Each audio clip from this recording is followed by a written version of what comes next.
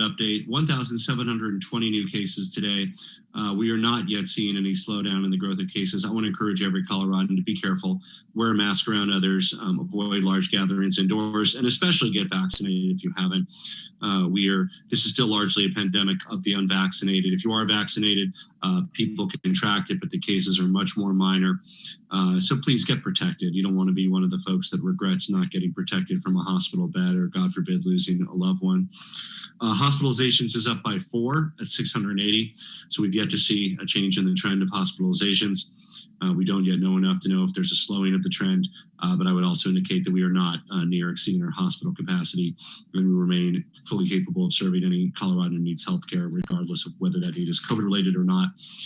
This morning, I met with Jeff Zients, who's in Colorado to meet with the National Governors Association, which we're hosting several governors from other parts of the country here in Colorado today, talking about COVID, the economic response. And really, it was a good meeting. We got to introduce Jeff Zients, who's the Biden administration's point person on COVID, to our state response team. You've heard from many of them on these press briefings. Dr. Hurley, he joined us, Scott Bookman, Director of Public Safety Stan Hilke, my Chief of Staff Lisa Kaufman, Dr. Eric France, a few others. Really, so first of all, he could learn firsthand about a state response. And as he indicated to us, one of the more successful state responses, as you know, we have the 10th lowest death rate per capita, and we are among the states with a higher than average vaccination rate, especially considering the large nature of our state. Some of the smaller northeastern states are doing even better than us, but for a large, diverse state, we are one of the top states for vaccination, and overall we're in the top 15 or so, and have been top 15 or 20,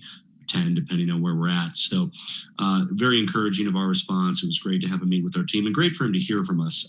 We really raised 2 main items with him. It was great to hear input from across the board. One is we are and use, and across many ways, the instant testing, the Binax testing.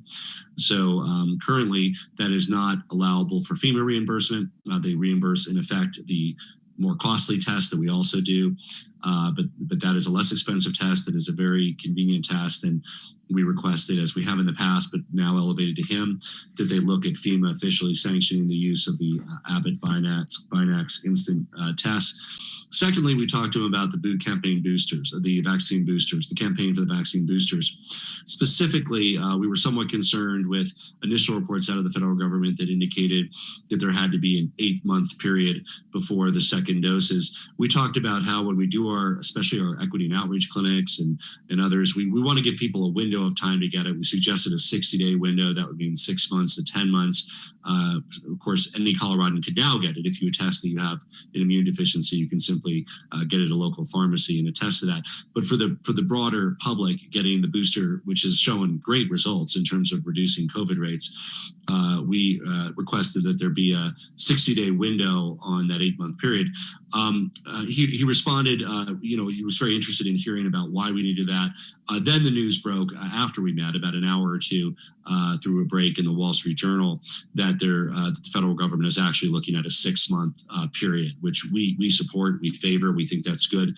Not directly, I can't take credit for that as the outcome of my meeting with Jeff Zients. He was as surprised as me that had come out. That was not how they intended it to come out. At this point, it is a leak. We don't know for sure if it's reliable, but that is the kind of news we would like to see, because frankly, as we go to different communities, we want to cast a wide as net as possible. Whether you're at it 6 months ago or 8 months ago or 9 months ago, we want folks to be able to get vaccinated, particularly in our hard to reach communities who need the booster the most. The folks who really want it can go to a pharmacy and get it now, and we'll be able to get it.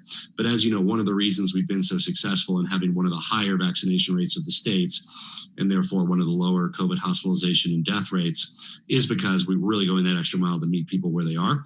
And it will be the same with the booster campaign as it was with the initial first 2 doses. We're also beginning to get information on the path forward for those who received Johnson & Johnson, somewhere around 3% of our state, and what the booster might look like for them. That information is not yet finalized, but we're hopeful that we will have that soon. It is, of course, finalized for Pfizer and Moderna. You should get the 3rd booster shot of the same vaccine that you got for the first 2. With that, we'll open it up for questions. Go ahead.